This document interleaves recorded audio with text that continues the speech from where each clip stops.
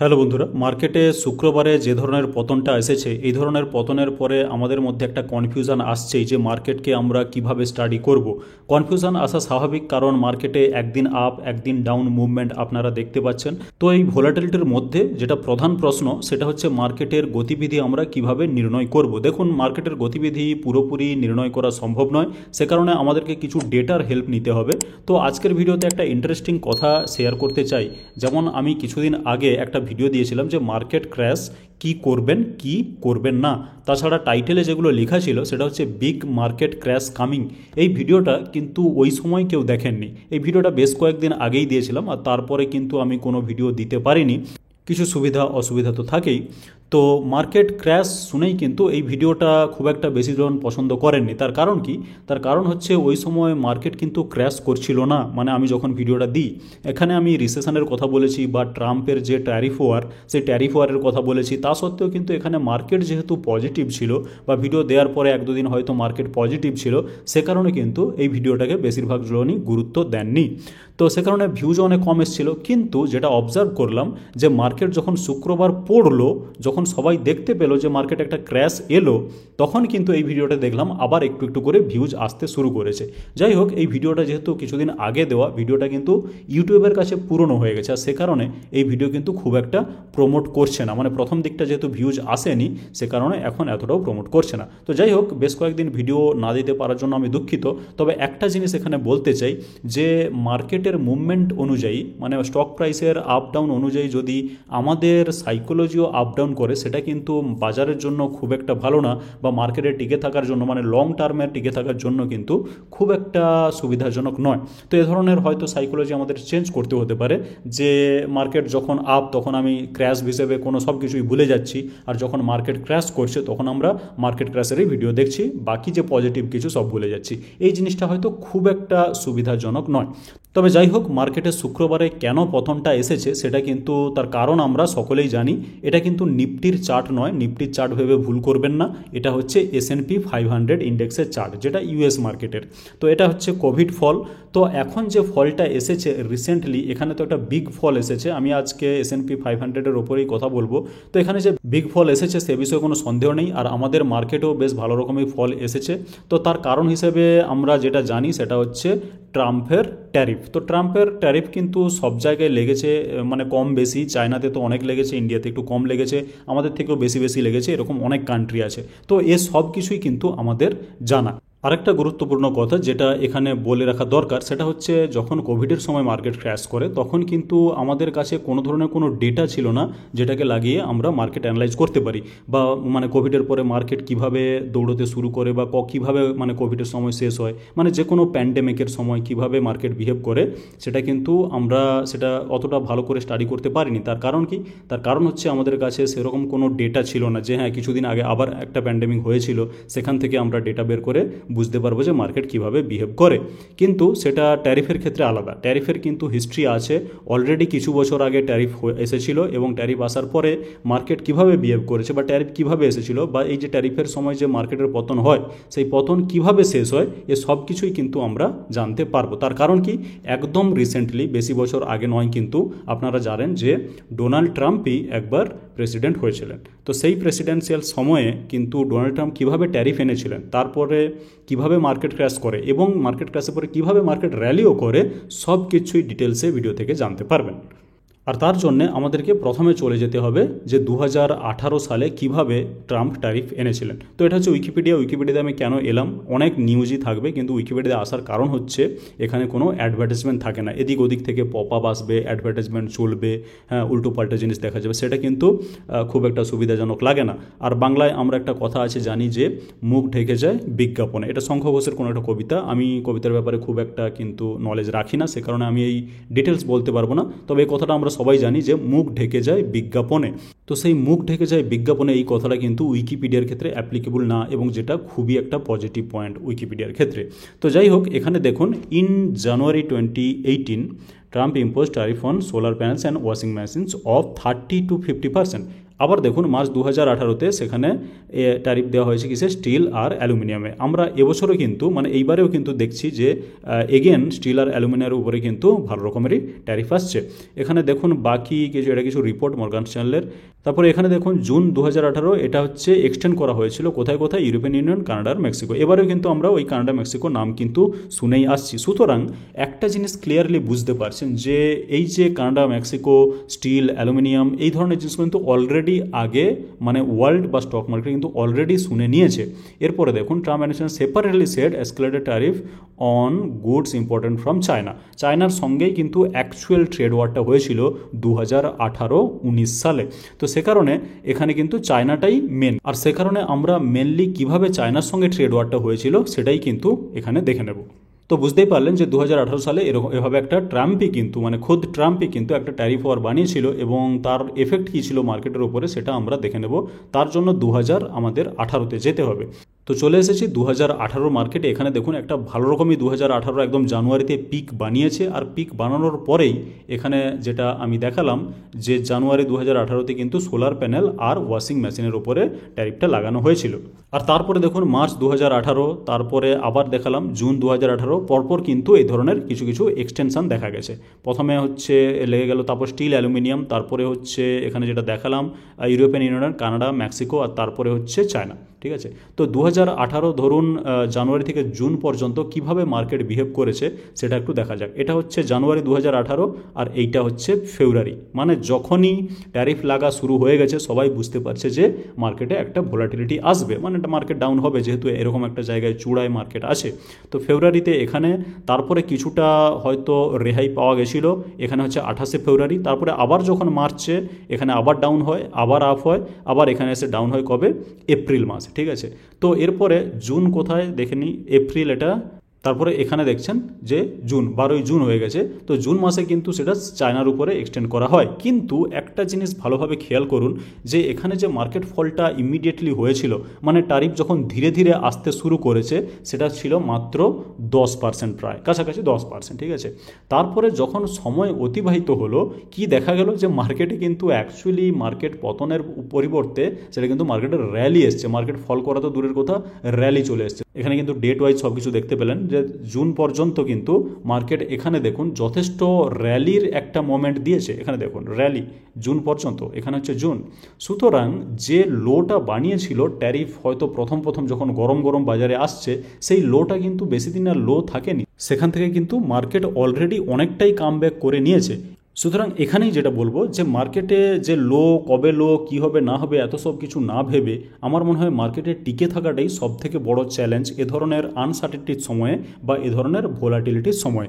Uncertainty সব সময় মার্কেটে থাকবে। সুতরাং যদি আপনি আনসার্টেনটি থেকে ভয় পান তাহলে কিন্তু মার্কেটে কোনো দিনই থাকতে পারবে না। এবার দেখুন এখানে যেটা হয়েছে 18 সেপ্টেম্বর এখান থেকে ফল করেছে ডিসেম্বর পর্যন্ত, প্রায় ধরুন এখান থেকে 2-3 মাস। তো সেখানে কিন্তু একটা বিশাল বড় ফল আমরা দেখতে পাচ্ছি। এই ফলটা কত পার্সেন্ট জাস্ট দেখে নিচ্ছে এখানে। এই ফলটা প্রায় ছিল ধরুন 20% মতো। ঠিক আছে, তো 20% ফল মানে যথেষ্ট বড় ফল। তো এই ফল কেন হয়েছিল বা কি আমরা একটু স্লাইডের মাধ্যমে দেখে নিতে চাই। তো প্রশ্নটা যেটা আমাদের মাথার মধ্যে ঘুরছে যে 18-19 সালে যে ট্যারিফ ওয়ারটা হয়েছিল বা ট্রেড ওয়ার হয়েছিল সেটা কিভাবে শেষ হয়েছিল, তাহলে কিন্তু সেখান থেকে আমরা বুঝতে পারবো এই যে ট্যারিফ ওয়ার চলছে এটা কিভাবে বা কোন দিকে এগোতে পারে। আর মার্কেট কি র্যালি করেছিল, মার্কেট র্যালি কোশ্চেন মার্ক, তো মার্কেট র্যালি করেছিল কিনা সেটাও কিন্তু জানতে পারবেন। তো প্রথমে একটু টাইমলাইন দিয়ে আমি বলতে চাই যে মার্চ 2018 ট্রাম্প কিন্তু ইম্পোজ করেছে tariff on steel and aluminium. সেটা কিন্তু আমরা উইকিপিডিয়া থেকে দেখলাম। তো আমি এই স্লাইডগুলো বানিয়েছি, একের পর এক দেখে যান, আশা করছি ভালো রকমের তথ্য এখান থেকে পেয়ে যাবেন। আর তার ফলে কি হয়েছে যে start of global trade tension, মানে টেনশনটা শুরু হয়েছে। এখানে কিন্তু ট্রেড ওয়ার কথাটা বলা হয়নি, ঠিক আছে, সেটা জেনে বুঝেই বলা হয়নি, কারণ গ্লোবাল টেনশনটা শুধুমাত্র শুরু হচ্ছে যখন মার্চ 2008-এ ট্রাম্প ইম্পোজ করলো স্টিল অ্যান্ড অ্যালুমিনিয়ামের উপরে ট্যারিফ। এরপরে কি দেখা গেল, জুলাই থেকে সেপ্টেম্বর মাস 2018 সেখানে কি হয়েছিল, tariff on $50 billion of Chinese goods. ঠিক আছে, তো চাইনিজ যে মানে চায়না থেকে যে মালপত্র ইম্পোর্ট করা করা হতো গুডস, তার ওপরে কিন্তু $50 বিলিয়ন মতো একটা অ্যাপ্রক্সিমেট ট্যারিফ বসানো হলো। সেখানে কি হলো, চায়না কিন্তু হাত মুঠো করে বসে থাকার দেশ না, তারা কি করলো, তারা রিটালিয়েট করলো, মানে মানে কেউ যদি ট্যারিফ দেয় তার উপরে আবার উল্টো ট্যারিফ ছুঁড়ে দেওয়া। সেখানে কি হলো, trade war officially begins. Tariff war বা ট্রেড ওয়ার যাই বলুন, সেটা কিন্তু যুদ্ধ অলরেডি শুরু হয়ে গেল। এরপরে কি দেখা গেল যে আর্লি 2019 এসে কিন্তু ইউএস ট্যারিফ আরও এক্সটেন্ড করলো এবং সেটা $50 বিলিয়ন থেকে $250 বিলিয়ন, এটা হয়তো টোটাল অ্যামাউন্ট, $250 বিলিয়ন অ্যাকচুয়ালি গুডসের ওপরে ট্যারিফ বসালো। আর চায়না কি করলো, চায়নাও কিন্তু হিট ব্যাক করলো, ঠিক আছে, চায়না ছাড়ছে না, with tariffs on $110 billion US imports. US থেকে চায়নাতে যেগুলো ইম্পোর্ট করা হয় সেই সব গুডসের ওপরে কিন্তু $110 বিলিয়ন ট্যারিফ হিট ব্যাক করা হলো, ঠিক আছে। তো বুঝতেই পারছেন কি ধরনের ওয়ার চলছে, ট্যারিফ ওয়ার বা ট্রেড ওয়ার। তো এটা হচ্ছে আর্লি 2019। এবার আমরা চার্টে দেখে নিতে চাই যে এই ধরনের ঘটনা ঘটার ফলে মার্কেট ঠিক কিভাবে রিয়াকশান দিয়েছিল। তো সেখানে আমাদেরকে যেতে হবে আর্লি 2019। একটা দারুণ জিনিস দেখতে পাবেন, আমি জাস্ট এগুলোকে রিমুভ করে দিতে চাই। আর্লি 2019 কোথায়, এই আর্লি 2019 হচ্ছে এখানে, বুঝতেই পারছেন, এই জায়গাতে, মানে একদম যেখানে বানিয়েছে লো, এই জায়গাতে যেটা 20% লো আমরা দেখেছিলাম, আর্লি 2019 হচ্ছে এই জায়গাতে। এখানে 31 ডিসেম্বর, এইটা হচ্ছে 2 জানুয়ারি। তো আর্লি 19-এ আমরা এই জায়গাতে পৌঁছে এবং সেখানে দেখতে পাচ্ছেন একটাই রেড ক্যান্ডেল, ঠিক আছে। এবার দেখতে থাকুন, কিছু গুরুত্বপূর্ণ অবজারভেশন কিন্তু এখান থেকে দেখতে পাবেন। তো ব্যাক যাচ্ছি আমরা স্লাইডে। তো এখানে চায়না হিটব্যাক করেছে, এটা হচ্ছে আর্লি 2019। এরপরে কি হয়েছে, মিড 2019, তখন কি হচ্ছে যে ফেডারেল রিজার্ভ কিন্তু ইন্টারেস্ট রেট অলরেডি কাটতে শুরু করে দিয়েছে। এর মানে কি, হেল্প স্টেবিলাইজ মার্কেটস। যখনই ইন্টারেস্ট রেট কাট হবে শুনতে পাবেন, তখনই কিন্তু বুঝে যাবেন যে গ্রিন সিগন্যাল আসতে শুরু করেছে। কারণ এই যে ট্যারিফ ওয়ার চলছে, এখানে যে ধরনের নেগেটিভ ইম্প্যাক্ট মার্কেটের উপরে পড়বে, মানে ইউএসের মার্কেটের ওপরে, সেখানে একটা পয়েন্টে এসে কিন্তু ফেডারেল রিজার্ভ ইন্টারেস্ট রেট কাট করতে বাধ্য হবে। আর যখনই এই ধরনের কথা শুনতে পাবেন, তখন কিন্তু একেবারে অ্যালার্ট হয়ে যাবেন, মানে একেবারে ঘুরে দাঁড়ানোর সময় এসে গেছে এটা ভাববেন। আমি কিন্তু বলছি না যে সেখান থেকে সেই দিন থেকেই মার্কেট র্যালি দিতে শুরু করবে, শুধু এটা ভাববেন যে ঘুরে দাঁড়ানোর সময় কিন্তু চলে এসেছে। তো হেল্প স্টেবিলাইজ মার্কেট, কীভাবে মার্কেট স্টেবিলাইজ করেছিল মিড 2019-এ, সেটা আমরা একটু দেখে নেব। তো মিড 2019 মানে এখানে ধরুন মে মানে মিড হয় জেনারেলি, তো মে জুন, সুতরাং এই যে সময়টা মে পর্যন্ত দেখুন মার্কেট অলরেডি কিভাবে র্যালি করেছিল। এবং এখানে আমি আপনাকে ধরুন এইটা প্রায় জানুয়ারি 2 অ্যাকচুয়ালি, সেখান থেকে প্রায় 20% অলরেডি মে পর্যন্ত কিন্তু মার্কেট র্যালি দিয়েছে। আর তারপরে একটা হালকা কারেকশান এসেছে এখানে, যেটা খুব একটা অবশ্যই বেশি নয়, 5-6%-এর কারেকশান এসেছে এই জায়গা পর্যন্ত। এটা কিন্তু জুন, মানে আমরা মিড পর্যন্ত যদি দেখি, এটা কিন্তু অনেকটাই প্রফিট। যদি আপনি এখান থেকেও দেখেন, ফর এক্সাম্পল জানুয়ারি থেকে এই জায়গা পর্যন্তও যদি দেখেন, তাহলে কিন্তু 10% ইন্ডেক্স বেড়েছে, এটা কিন্তু কম কথা নয়। মানে আমি S&P 500-এর কথাই বলছি। এবার ব্যাক করে যান, এটা হচ্ছে মিড 2019, যেখানে কিন্তু স্টেবিলাইজ মার্কেট স্টেবিলাইজ করতে অলরেডি শুরু করে দিয়েছে, যেহেতু ইন্টারেস্ট রেট কমছে। এরপরে কি হয়েছে, চায়না রোলস আউট স্টিমুলাস। চায়নাও কিন্তু বসে নেই, তখন চায়না কি করেছে, তাদের দেশের ইকোনমিকে চাঙ্গা করার জন্য কিন্তু তারা তাদের ইকোনমির মধ্যে স্টিমুলাস এনেছে, যেখানে কিন্তু কনফিডেন্স বুস্ট হয়েছে। কনফিডেন্স বুস্ট হওয়া মানে পুরো আবার ইকোনমিক অ্যাক্টিভিটি চাঙ্গা হতে শুরু করেছে, অ্যাকচুয়ালি ওয়ার্ল্ড ওয়াইড চাঙ্গা হতে শুরু করেছে। তো মিড 2019 এটা মোটামুটি আমরা দেখলাম এরকম একটা সময়। এরপরে কি হয়েছে একটু দেখে নেওয়া যাক।